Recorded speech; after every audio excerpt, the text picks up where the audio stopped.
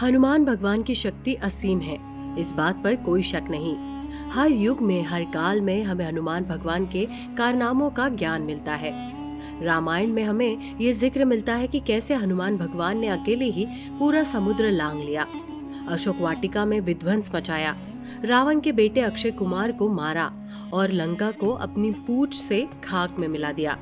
पर क्या आपको मालूम है कि उन्होंने ऐसा ही कारनामा महाभारत काल में भी किया था, जहां उन्होंने उजाड़ा एक नगर और बने भगवान कृष्ण के दूत। पूरी बात जानने के लिए वीडियो को अंत तक जरूर देखिएगा।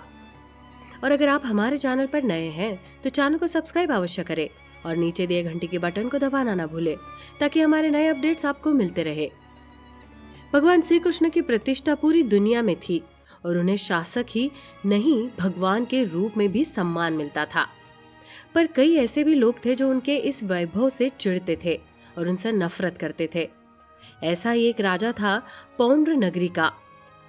राजा पौंड्रक खुद को असली वासुदेव कहता था और भगवान कृष्ण की तरह उसने मोर पंख और सुदर्शन चक्र धारण करना शुरू कर दिया था। वो श्री कृष्ण को अपना परम शत्रु मानता था और चाहता था कि लोग उसे भगवान की तरह पूजे। साथ ही पौंड्रक ने राजा शाल्व, शिशुपाल, जरासंध और दंतवक्र के साथ मिलकर भगवान श्री कृष्ण के खिलाफ युद्ध शुरू कर दिया था।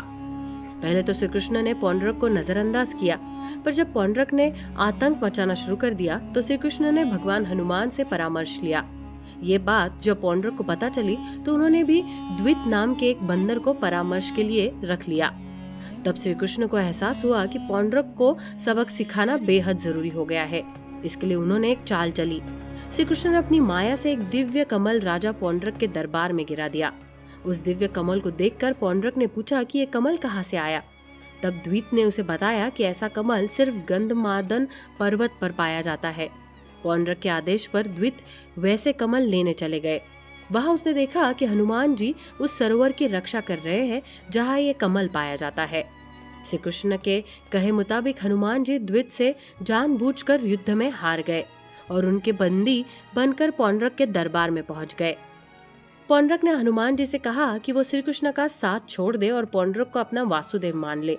पर हनुमान ने उसे कहा कि वो उसके पास जानबूझकर आया है, क्योंकि वो उसे भगवान कृष्ण का संदेश सुनाना चाहता है। श्री कृष्ण का कहना है कि अपना रास्ता छोड़ दे, वरना तेरी मृत्यु निश्चित है। यह सुनकर पौंड्रक गुस्सा हो गया और उसने हनुमान को बंदी बनाने को कहा। पर इससे पहले कि कोई सिपाही उन्हें हाथ लगा पाता, हनुमान जी ने अपनी जंजीरें सहज ही तोड़ डाली और पूरे महल को तोड़ना शुरू कर दिया। देखते ही देखते हनुमान जी ने पूरे नगर को मिट्टी में मिला दिया और वो खंडहर जैसा नजर आने लगा। हनुमान भगवान ने ये जाते जाते कहा कि सोच, अगर भगवान कृष्ण का एक छोटा सा दूत तेरा ये हाल कर सकता है तो खुद भगवान आकर उसका क्या हश्र करेंगे। पर पौंड्रक ने फिर भी उनकी बात नहीं मानी और फलस्वरूप भगवान कृष्ण ने पौंड्रक का अपने सुदर्शन चक्र से वध कर दिया और बलराम ने उसके वानर द्वित को मार दिया। हनुमान जी वापस गंधमादन पर्वत पर चले गए, जहां आगे चलकर उन्होंने बलराम और भीम का भी घमंड तोड़ा और एक बार फिर साबित किया कि हनुमान जैसा बल और सामर्थ्य किसी और के पास नहीं है। तो कैसे लगी आपको हमारी ये जानकारी, हमें कमेंट सेक्शन में जरूर बताइएगा।